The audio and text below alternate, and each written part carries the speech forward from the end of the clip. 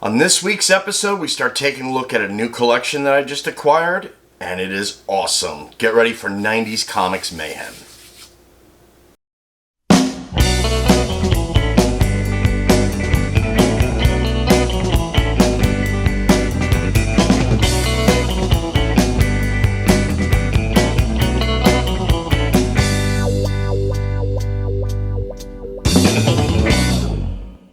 Hey, what's up, nerds? Welcome to this week's episode of Nerdistic Tendencies. I am your host, Ray Hale. Don't forget to like and subscribe, hit the ringy dingy, so you get all my notifications. Recently, I picked up a new collection. This was through a childhood buddy of mine. He was someone I collected books and would regularly go to the comic book store with all the time, actually. There was a lot of things that we had shared interest in. There was other things that he collected that I did not. So we're going to take a look at that. And upon reviewing the collection, I realized this is the perfect little time capsule for the early 90s and the big comic book bubble. So the point of the collection was a couple things. One, does the collection have any value? So that's something we are going to explore with each video. As well as these are all comics that, certainly just kind of taking up space in his place. So we're going to look to see what we can to offload them and get the most revenue for him as possible. Now, I went super OCD on this because I knew I'd be filming a lot of this and using this as content for my channel. So there's a lot of things. I took a lot of extra steps in order to do this, to present it, but it's usually a little bit more simple. But in this case, I wanted to get all of the comics out of the old bags and boards, out of the old boxes, get them organized, alphabetized. Had to make over 1,000 bags and boards. Have you ever tried to make a set of bags and boards? It's something you usually do as a collector, hanging out watching TV for an hour, just stuffing bags into boards. So I had to do 1,000 of them. Or actually some of them I farmed out to my kid. So thanks, Allison. Yeah, you're welcome. First thing we're going to have to do is remove all the comics out of their old bags and boards and then put them in new bags and boards. So we know roughly about 1,000 new books we're going to have to go through and take care of. So that means bags and boards. Right here in my hand, it's a new package of, this is 100 new comic boards and 100 new comic bags. So we know we need 1,000. Yep, 1,000 new bags and boards. Let's get to work. Come stay, enjoy, watch. It's going to be exciting.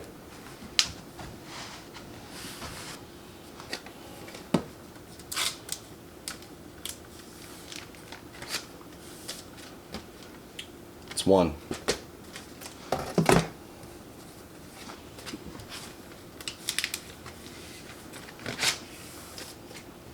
That's two.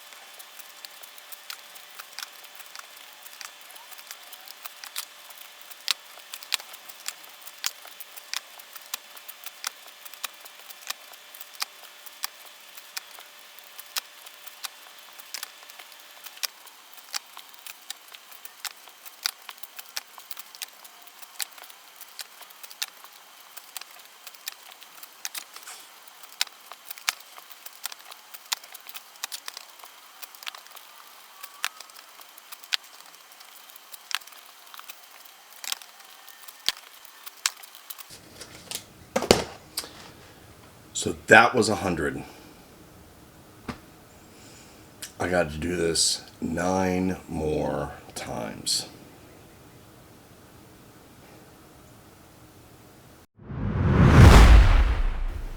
So here's the collection that I picked up.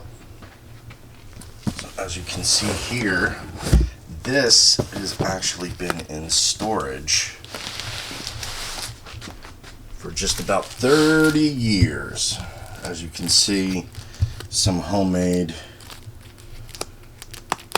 dividers here for various titles. As you can see here, a lot of them have been bagged and boarded.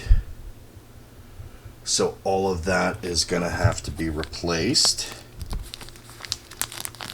because you certainly want to sweeten up their appearance. But I got to tell you, looking at some of these books, they're actually in pretty nice condition. The good thing is where my buddy stored this collection, it was actually climate controlled. It was more or less a closet that it was sitting in where the light didn't get into it. This is my favorite part of the collection. On top of one of the boxes, he drew a bunch of pictures on it, which is fucking awesome.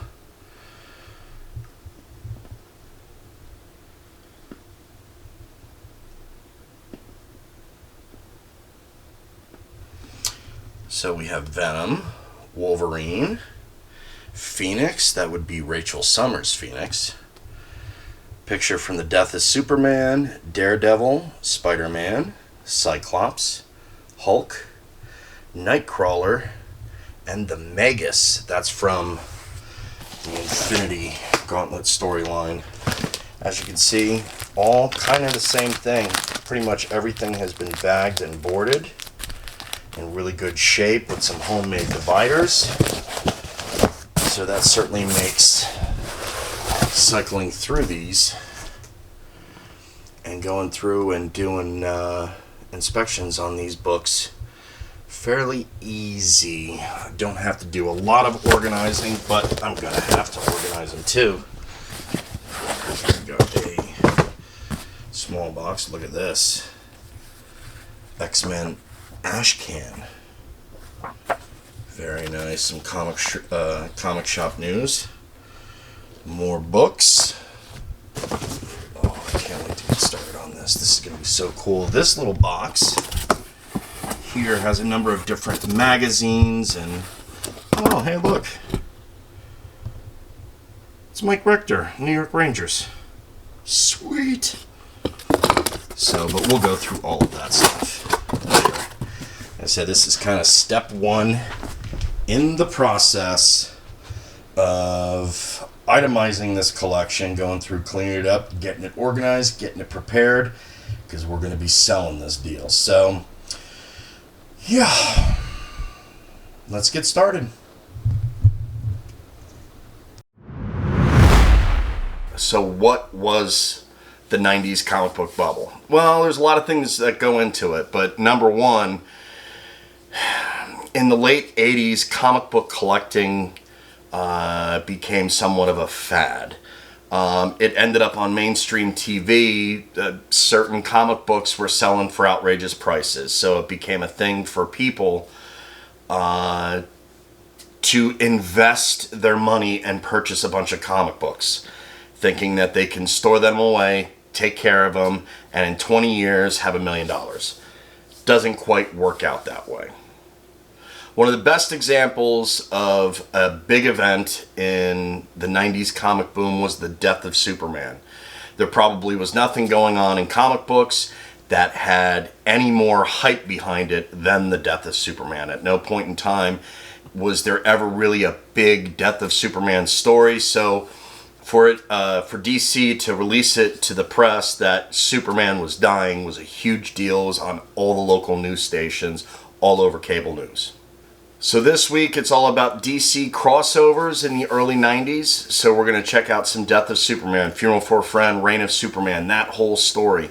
We also got some Batman, Nightfall, Zero Hour, and some other stuff. So let's go check out those books. But first, Because it is 90s Comics Mayhem, we're doing something new. In this particular case, when there is some sort of comic gimmick that is introduced, you're going to hear the sound.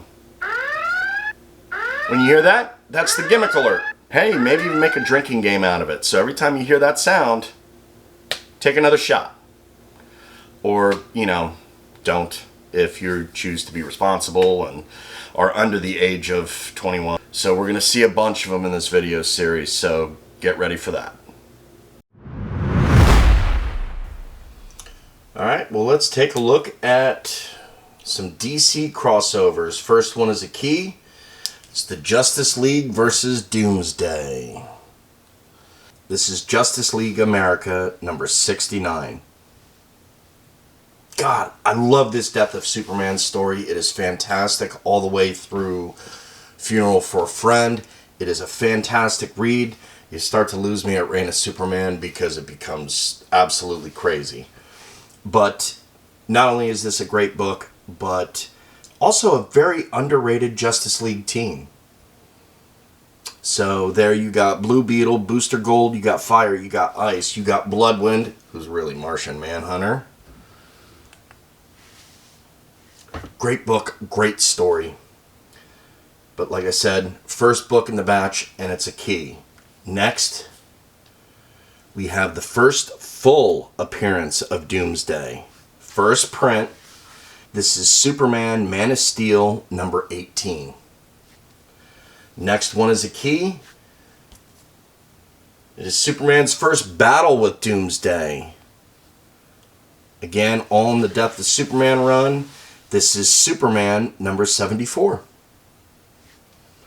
Next one, key again.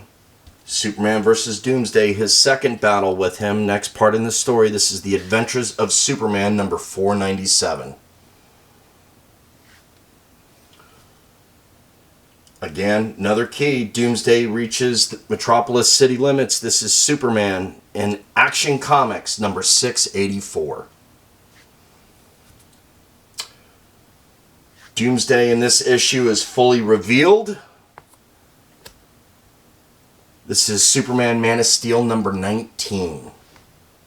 Fantastic cover. And then, of course, we have, which I have featured on this before, this is The Death of Superman and Doomsday. This is Superman number 75. Gimmick alert! Yep, black, polybagged, with a bunch of goodies inside. You have a newspaper showing the, covering the death of Superman. I believe it was the copy of the Daily Planet. It's got an armband. It's got all sorts of little gimmicks inside there. But this was a hot comic for me. Even though there were over 6 million of these sold, this was in such high demand that on the day it was released, some comic book stores were charging a premium to buy this copy of the comic book. So I don't know specifically what my dad paid. I know he did not pay the cover price, which was $2.50. But I know he paid more than that, probably like $25, $50. I've even seen stories online of people paying $75 for this copy of the book. Next one, again, same deal. This is actually the second print. This is Superman number 75. Again, iconic cover. Absolutely love this story. Next part, Funeral for a Friend begins. This is Justice League number 70. And of course, right behind it, we have the second print. Cool thing about this collection is not only did it have first prints for everything, but it also had a lot of the second prints as well. Some of these issues have even gone for there are second, third, and even fourth printings of some of these books. So like I said, there's a lot out there. As far as the second and third prints go, the fourth and fifth prints, not super expensive. In many of these, you can find them in your local dollar bin. like a lot of these books.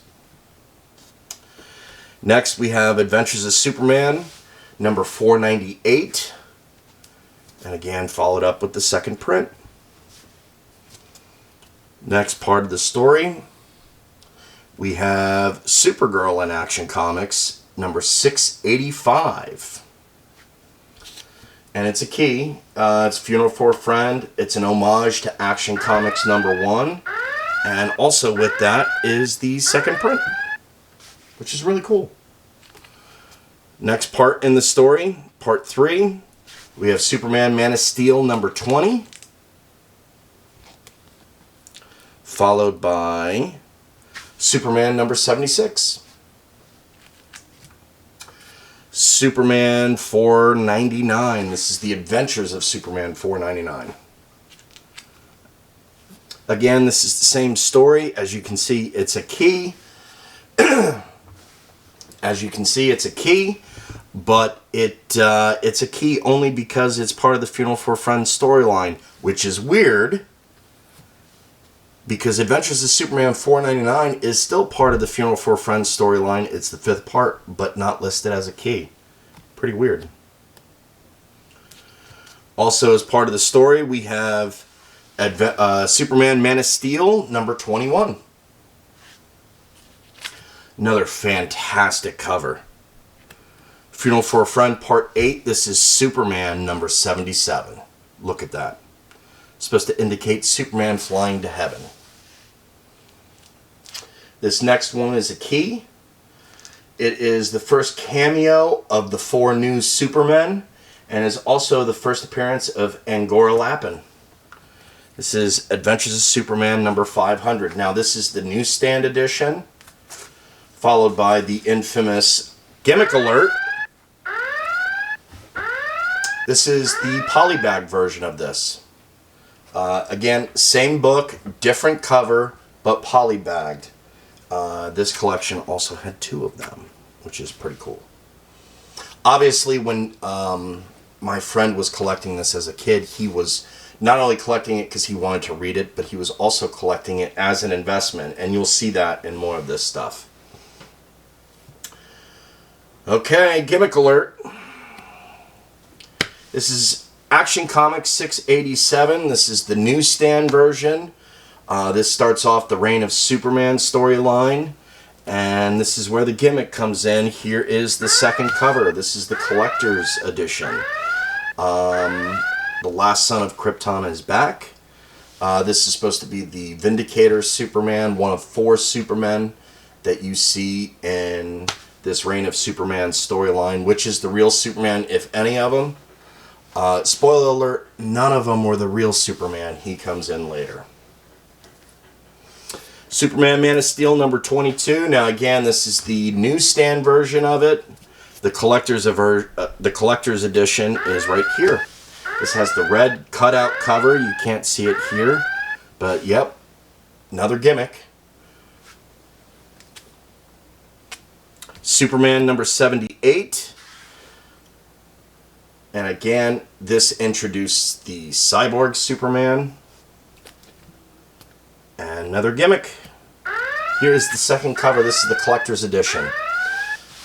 Blue, again, cutout cover with the Superman emblem. Next we have Adventures of Superman number 501. This introduces the new Superboy. And yes, another gimmick. Here is the collector's version. The collector's edition. Adventures of Superman number 501. Okay, we're diving right back into the story here. More Reign of Superman. This is the ongoing story that carries on here. What's cool about this one is, as you can see, it's actually a newsstand copy. So, as you'll see through this, most of the books have a direct edition that is picked up through your local comic book stores. At the time, you still buy the comic books direct, or you buy them off a newsstand, whether it be a local grocery store or Walmart or pharmacy, whatever. This one he actually picked up through one of those avenues and not through the comic book store. that's why it's got this newsstand barcode on it. So, pretty cool. Superman Man of Steel number 23. Next one is a key. It's a Reign of Superman tie-in. That's what makes it a key. Not all of these comic books are a key because they're part of the Reign of Superman, like I pointed out in Funeral for a Friend. Doesn't make any sense whatsoever, but it is what it is. Still iconic, cool cover with Cyborg Superman on it. So, next is Adventures of Superman number 502. Cool cover with Supergirl and Superboy. This next one is a key, and an actual key this time. It is the resurrection of Superman and the debut of Superman's black suit. This is Action Comics number 689.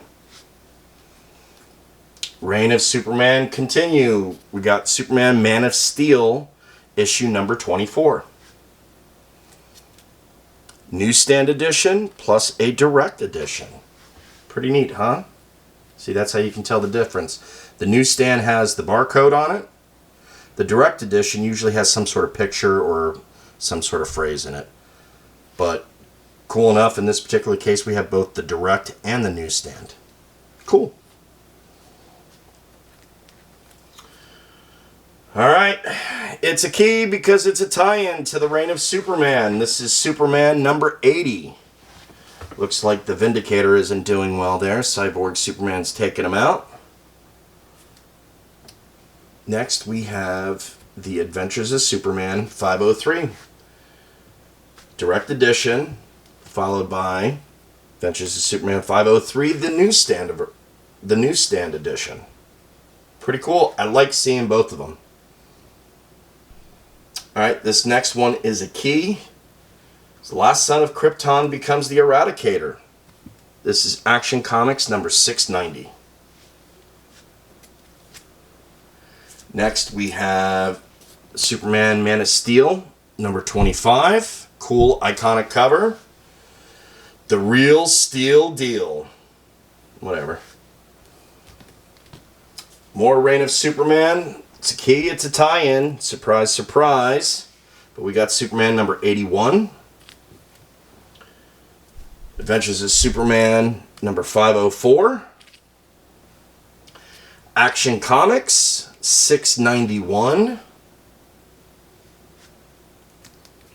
Superman Man of Steel number 26. Here is the newsstand version of Superman number 82. Superman with long hair, and gimmick alert. Here is the collector's edition, hollow foil cover. It's pretty cool. I don't know if you can really tell, but it kind of reflects light. It's, like I said, it's a hollow foil. Pretty cool cover though. Before we dive back into some of this, we do have some additional tie-ins here that we'll go through. This is a issue of Green Lantern number 46. This is a tie-in to the Reign of Superman storyline. So this is another case where the Reign of Superman story was in some ways line-wide through DC Comics. So through multiple additional comics outside of Superman, there might be a little tie-in. Again, gimmick to boost sales for a particular title. Now, long after the story was completed, they ended up doing a little epilogue to Funeral for a Friend. This is Superman number 83. In fact, he had 2 copies of that. So, pretty cool. And finally, also released during the death of Superman is a book titled The Legacy of Superman. So again, just a little tie-in to the bigger story, and you know, it was a nice little cash grab if you're looking to get everything in the particular period revolving this story. So that's pretty cool. Okay, well, another big story going on outside of the death of Superman was the infamous Nightfall storyline that ran through the Batman line, as well as a few other titles. So we got some of those books here, and certainly a couple of books related to the story event. So we're going to start off pretty hot. Big Key, first cover appearance and origin of Bane. This is Batman, Vengeance of Bane. Bane took off due to the success of... This story was huge, certainly well known, where Bane breaks Batman's back. Amazing visual, really good story that went on forever. With Nightfall, Night Quest, Night's End, it just went on forever. But initially the story was actually really good. Bane was a very interesting character, new villain. This is a hot key, mostly due to the success of The Dark Knight Rises and Tom Hardy's portrayal of Bane. But we do have some more Nightfall comics here. Here's Detective Comics number 661. As you can see in the corner, it is Nightfall Part 6. We don't have the whole story here, but we got a good bit of it. This is Nightfall number 9. This is Nightfall Part 9. This is Batman number 496. And then, of course, the big key, the breaking of Batman's back by Bane. Here is Batman 497, Part 11 in Nightfall, and he just so happens to have 2 copies of him. Nightfall Part 13, this is Showcase 93, number 7. And then Nightfall Part 14, Showcase 93, number 8. Nightfall Part 15, this is Batman 498. This next one is a key. It is the first appearance of Tony Bresci.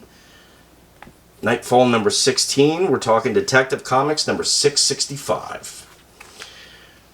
Gimmick alert. This is a key. Azrael stands in for Batman. Azrael defeats Bane. This is Batman number 500 with a really cool cover on it, but it's actually kind of got a little bit of a foil cover to it. 2 parts. It's really cool.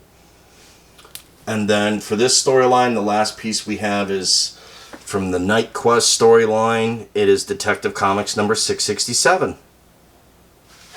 Another big story to go on in the 90s is a little story called 0 Hour. So we're going to take a look at some books there.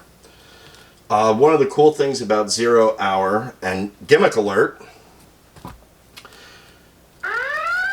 a lot of the major DC Comics at the time released a issue 0 to tie in with the 0 Hour storyline. So this is Action Comics number 0. Action Comics number 703. Gimmick alert. Adventures of Superman number 0. Adventures of Superman 516. Gimmick alert. Batman number 0. Detective Comics number 0. Detective Comics 678. Green Lantern 0. Green Lantern number 55. The Ray number 0. Superman number 0. Superman number 93. Superman Man of Steel number 0. Superman Man of Steel number 37. Here is 0 Hour number 0, Crisis in Time. This was the collector's edition. My buddy here had 3 copies of it. It is also a key for the first appearance of Equinox. Next, it's the first appearance of Jack Knight. Here is 0 Hour number 1. Followed by 0 Hour number 2, The End of Today. 0 Hour number 3. Cool cover there. This is my favorite cover of the deal. This is 0 Hour number 4. Next, we got something really cool here. Didn't expect to find. It is a 0 Hour ash can. Typically, a lot of these are at like conventions, but sometimes your comic book store will have a few of these. Usually they're $1. If not, they're given away. Not usually super expensive or super rare, but it's certainly not something you see every day. So that's kind of cool. Also included, so here is a 0-month sampler that was given away free at our local comic book store that was saved. And it probably has articles about the upcoming story with 0 Hour, but still it's kind of cool. You don't see a lot of this stuff every day. Not very valuable, but still something interesting to have in the collection. And it's going to have a lot of interviews and articles, behind the scenes stuff, unfinished art, that sort of thing. Another story was called Worlds Collide. And here's issue number 1. Gimmick alert. So, Worlds Collide was a collaboration between DC Comics and Milestone Comics. This particular cover came polybagged. It also has a lot of like these little shrinky dinks in there that allow you to design your own cover. We've seen that before in another Superman title. So this had multiple gimmicks. Again, one of the design your own cover options. It's polybagged, plus it's a crossover with Milestone Comics. Next, we have part of the Worlds Collide storyline. This is Superman, the Man of Steel, number 35. And Superman, the Man of Steel, number 36. So, a lot of cool comic books. So, especially with the Death of Superman and Fuel for a Friend run, I love those books. But certainly a lot of gimmicks. All right, so we talked about a few things, and we went through and saw all the comics. Now let's start taking a look at the data and discuss what the other part of this video is about. It's about evaluating a collection. Is there money in it? Is there value? Now, one of the big things in the comic book boom in the 90s is there's a lot of outside speculators that thought that they could buy a bunch of comic books and then many years later make a whole bunch of money, sit on millions of dollars. It doesn't quite work that way. Determining the value of someone's collection is actually rather fluid, but there's 4 main components you need to take a look at. One is age of the books, the scarcity of the books, how rare are they? Notoriety of the books, so it could be specific keys, something special, iconic cover, imagery involved in the comic book. That's what is driving up value of the book. Plus, most importantly, is condition. Give a couple examples. One, Action Comics number 1, the most expensive comic book in the history of all mankind. Action Comics number 1 is the first appearance of Superman, his first appearance of Lois Lane. Recently, this past December, a copy of Action Comics sold for $4.5 million in a high grade. Now, this comic book checks all 4 items off that list. 1, age. It's 84 years old.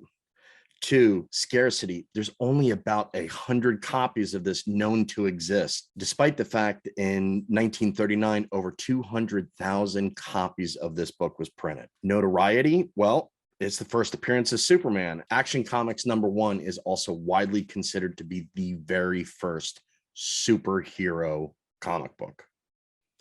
So that checks 3 off the list. 4, condition. Well, this book that sold for $4.5 million was in a high grade. High grade, only about 100 copies exist in the world. 84 years old, and the first appearance of Superman. That means big bucks.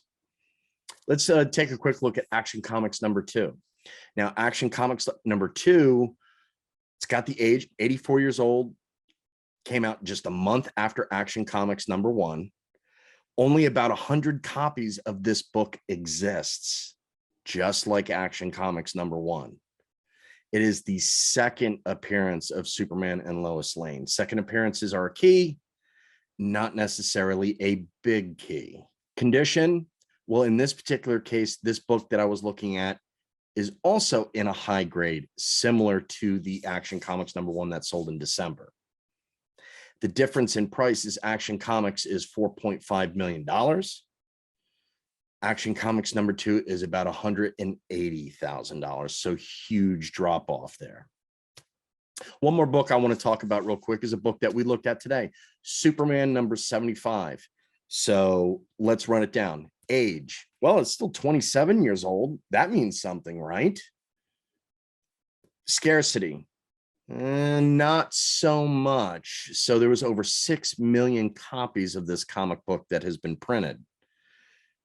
Notoriety, well, it's the death of Superman. It's the death of Doomsday. It was a huge deal. A lot of hype around this book. Condition, high grade. It's worth about $15. Somewhere between $15 and $20, depending on where you're at. So a lot of things go into play. So at the end of each video in this series, we're going to be taking a look at the books that we got, and we're going to break down some of the numbers for you. So let's check out what I did. Okay, when I took on this collection to evaluate, I told my buddy I was going to be super OCD because there's a lot of good information here. So not only did I take care of the books, give them new bags, boards, boxes, took care of all that. I touched each book, had to go through and properly evaluate it as best as I can. But I also took every single book out and logged a bunch of information, as we're going to take a look at here. So it breaks down by publisher, title, volume, issue number, print, very important, first, second prints, third prints, all this is listed in here. All of that affects value. Okay.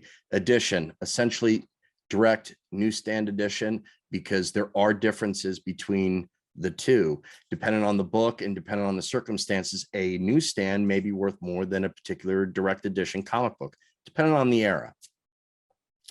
Key information, what exactly was a key in this book? What is particular about this book? Notes, I tried to put little things in here. If there was a big storyline like Reign of Superman, Funeral for a Friend, Death of Superman, I put that all in there. Grade, well, that's pretty self-explanatory. Loose grade, I'm not a detailed grader, so just using the best of my ability to give an estimated grade. Next, we have some of the money breakdowns here. So first is cost. So we can't really go back knowing that some of these books are like 30 years old. These boxes haven't been opened in 20, 25 plus years. There's no way of knowing exactly what he paid for the collection. So in this particular case, under cost, I just assumed I went with the cover price of the book. The estimated value is what it is in a high grade, the typical value of that book. Expected value. So we're going to take a look at a couple of these here. We'll start with this first one here. That's Action Comics 687, Reign of Superman, first full appearance of the Eradicator. Cost of the book was $1.50. Estimated value based on Key Collector and Oval Street, it's about $2. Expected value, this is important data in here. This is what we are looking to get, we are expecting when we sell this collection. Okay, so even though Key Collector or Overstreet lists the value at $2, this is essentially the kind of book that's going to be in a dollar bin. So that is kind of the expected value. That's what I set it as. Also, too, affecting expected value is grading. So if it's considered high grade, like 9, I basically retained the estimated value of the book. Once it got below a 9, then some of the money started to go down a little bit as far as the expected value of the book. So how did we do as far as a investment? Well, if you got into comic books as a means of investing money and grow and make a profit from it, It's not always going to work your way. About 80% of the value in your collection is in 20% of your books. That's basically a common theme in any collection. If you're buying stuff off a rack, or even if you're buying back issues, whatever you're buying, like I said, 80% of the value in your collection comes from 20% of your books. Okay, big keys are going to drive a lot of that. And as you see, if you're going through the data here, as I'm showing it, you see a lot of books here in the estimated value range of $3 that end up falling to $1. So you're going to lose some of the value there. So how did we do in Superman? As we break this down, that's one of the reasons why I wanted to break it down like this. If you were collecting Superman in the 90s, you're not a millionaire now. But in this particular case, you did pretty decent. So total cost of the books at the time, you had paid cover price of $143.45. The estimated value for the collection, all of these books, is about $464. But based on condition and some other factors, we're looking to get about, hopefully, $350. So on Superman, during the comic book boom, you didn't do too bad. Yes, you more than doubled your money. That is, of course, if you get the $350. But as we see, as this video series continues on, it's not going to work that way. And you'll see once we break all of these things out. Let me know what you think in the comments. Well, that's about all the time that we have this week. Next week, we're going to have more 90s Comics Mayhem, so don't forget to check it out. Don't forget to like and subscribe, hit that ringy-dingy, and get our notifications. Help us grow the channel. It helps us get content to you. So outside of that, that's pretty much all I got. We'll see you next time.